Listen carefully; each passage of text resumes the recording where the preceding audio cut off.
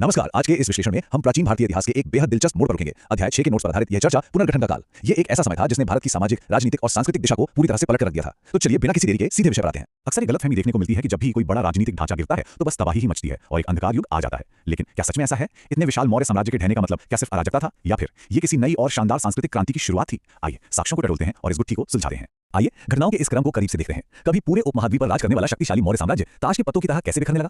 दरअसल सम्राट अशोक के जाने के बाद ही साम्राज्य की पकड़ ढीली पड़ने लगी थी। कुछ ही दशकों के भीतर कमजोर उत्तराधिकारियों के चलते दूर दराज के इलाकों में बगावत की आग भड़क उठी। और फिर आता है 185 ईसा पूर्व का वो निर्णायक मोड़, जब सेनापति पुष्यमित्र शुंग ने अंतिम मौर्य शासक बृहद्रथ की हत्या कर दी। इस एक घटना ने पूरे भू राजनीतिक परिदृश्य का नक्शा ही बदल डाला। तो असल में इस काल को पुनर्गठन का काल क्यों कहा जाता है? बात सिर्फ राजनीतिक उथल-पुथल की नहीं थी। ये एक ऐसा संक्रमणकालीन दौर था जहां एक विशाल केंद्रीकृत सत्ता तो टूटी, लेकिन उसकी जगह कई छोटे, विविध और बेहद ऊर्जावान क्षेत्रीय राज्यों ने ले ली। यहीं से एक दिलचस्प सबक मिलता है कि सत्ता का विकेंद्रीकरण कभी-कभी स्थानीय स्तर पर जबरदस्त आर्थिक और सांस्कृतिक विकास को गति देता है। व्यापार ने रफ्तार पकड़ी, नए शिल्प उभरे और ये युग एक बेहद गतिशील द्वार बन गया। अब इस भौगोलिक बंटवारे पर नजर डालते हैं। ये कोई खालीपन या शून्यता नहीं थी, बल्कि भारतीय उपमहाद्वीप कई अलग-अलग जीवंत सत्ता केंद्रों में बट गया। उत्तर में शुंग, कण्व और कुषाण उभर कर आए। वहीं दक्षिण की तरफ सातवाहन, चोल और पांड्या जैसे राजवंशों ने अपनी जड़ें मजबूत की। और इसी बीच उत्तर पश्चिम के रास्ते इंडो ग्रीक और शको जैसे विदेशी शासकों की एंट्री होती है। मतलब एक अकेली सत्ता की जगह अब एक बहुध्रुवीय दुनिया आकार ले रही थी। इन विदेशी शक्तियों के आने का सबसे दिलचस्प पहलू क्या है? शुरुआत में भले ही वे विजेता के रूप में आए, लेकिन उन्होंने यहाँ की संस्कृति पर कब्जा करने के बजाय उसे अपना लिया। उन्होंने बहुत ही उत्साह के साथ स्थानीय भारतीय धर्मों, भाषाओं और कला को गले लगाया। ये कोई जबरदस्ती थोपा गया बदलाव नहीं था, बल्कि एक बहुत ही खूबसूरत सांस्कृतिक समन्वय था जिसने भारतीय सभ्यता के कैनवस में और भी कई नए रंग भर दिए। चलिए अब उत्तर भारत के शुंग राजवंश के दृष्टिकोण पर थोड़ा और फोकस करते हैं।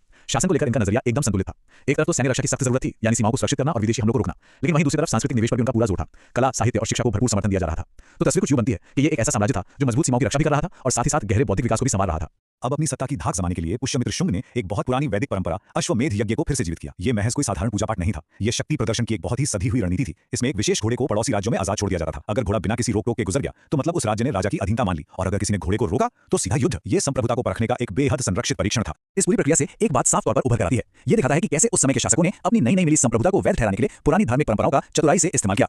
अश्वमेध यज्ञ सिर्फ धर्म का हिस्सा नहीं था, बल्कि ये एक शानदार राजनीतिक रणनीति थी। धर्म और राजनीति का ये तालमेल सत्ता को एक बहुत ही मजबूत और स्वीकार्य पहचान देता था। इन तमाम राजनीतिक उथल-पुथल के बीच जो बात सबसे ज्यादा हैरान करती है वो है कला और साहित्य का ये स्वर्णिम दौर। स्थापत्य कला के क्षेत्र में ही देखें तो भरहूत और सांची जैसे शानदार बौद्ध स्तूपों और उनकी वेदिकाओं का अविश्वसनीय विस्तार हुआ। मूर्ति कला एक अलग ही स्तर पर पहुंच गई और सिर्फ पत्थर ही नहीं तराशे जा रहे थे, बल्कि बौद्धिक स्तर पर भी गजब का काम हो रहा था। संस्कृत भाषा तेजी से फली फूली। इसी काल में महर्षि पतंजलि ने महाभाष्य की रचना की और योग दर्शन की मजबूत नींव रखी गई। अगर हम इन साक्ष्यों को बिना किसी पूर्वाग्रह के देखें तो धार्मिक सहिष्णुता की एक बहुत ही कमाल की तस्वीर सामने आती है।